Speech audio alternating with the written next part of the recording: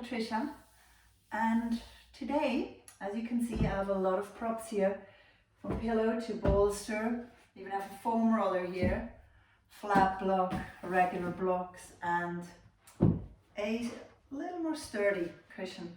So what we're going to do is I'm going to show you how to use the props in a yin practice. So yes, in a yin practice we have different ways to use props. You don't need to use any props at all. However, I teach a lot of yin yoga, and I experienced that the props can really give you release. So if you're very stiff and you find it difficult to release forward, the props can give you support to find more comfort so that you can enjoy the poses more and be more passive. And in a yin practice, we want to shift very passively into a pose. We want to surrender into the pose. And we can't do so if you're in a butterfly pose, for example, the knees are up and it's really getting tight. So you want to have support. Now, those of you who are very flexible, and I count myself to a flexible person, especially my hip joints, I'm very flexible.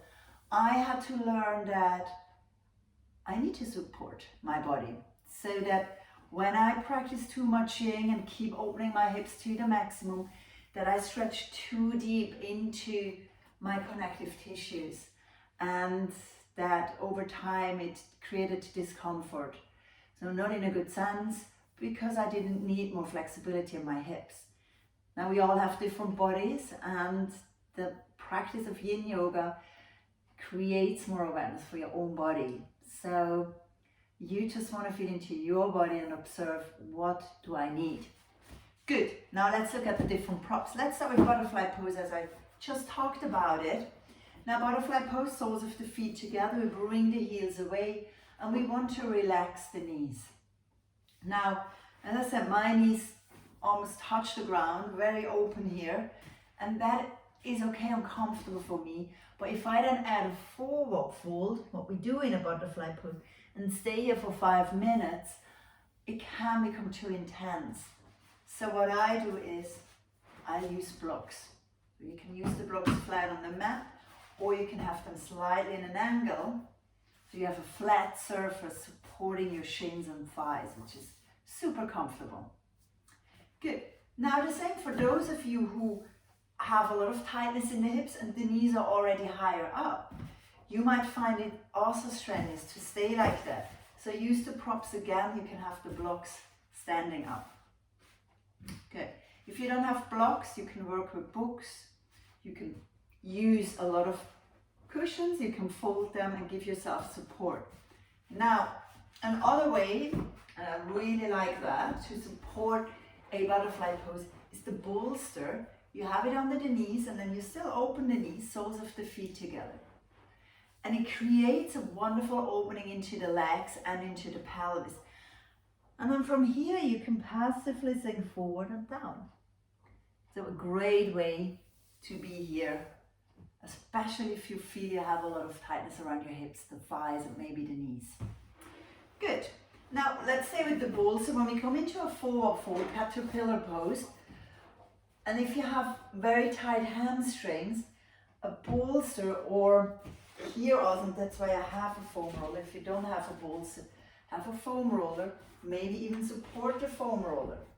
So you can be very creative. You can fold a few pillows or roll a blanket. And what it does, lifting the knees gently up, gives some release into your hamstrings, and then eventually into your lower back.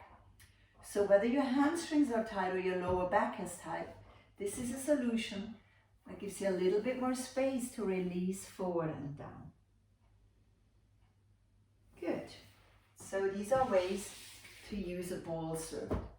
Now, a flat block or like a more sturdy cushion, I often also use or recommend in a forward fold.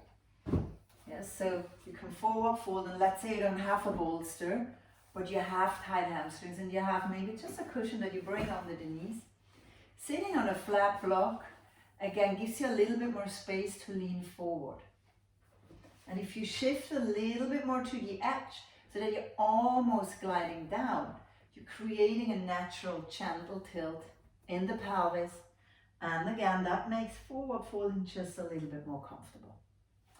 Okay, good.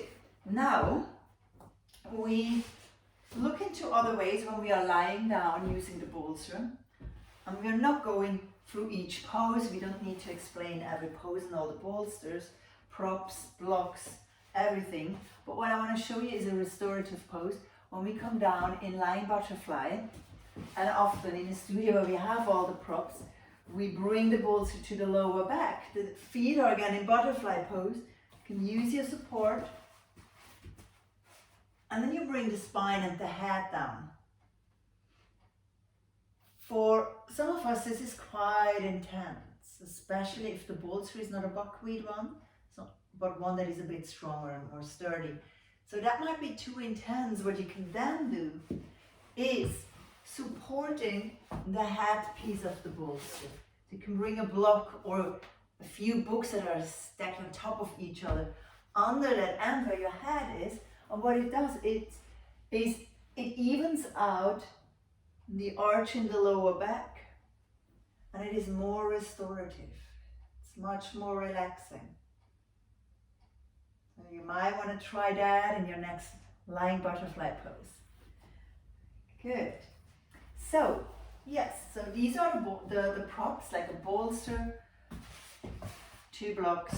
These are the ones that I constantly use. Sometimes even a pillow. Also when I lie down, I want to have a bit more support. A pillow is nice under the head.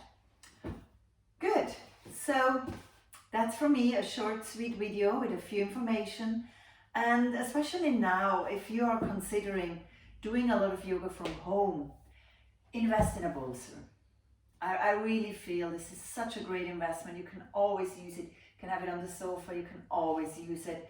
Sometimes even when the studios are all open again, you might still come home in the evening not wanting to go to a yoga class, but just come into this beautiful restorative butterfly pose and wind down from the day. So get a bolster. If you get one, I recommend get one with buckwheat filling. Mine has no buckwheat filling. The good thing is it's lighter. I can carry it around with me. I can take it to a class if I go somewhere. However, it's more sturdy. It's making the practice more intense. Buckwheat will adjust to your body, so you can mold it and shape it, and it gives you just a softer, still a deep practice, but in a just much more comfortable way. So invest in a buckwheat bolster. That would be my personal recommendation. Good. If you have any questions, head over to my website, www.patriciacreola.com, or onto my Instagram and pop in any questions, get the information you're looking for, and I'll hope to see you soon. Bye bye. Have a wonderful time. Bye.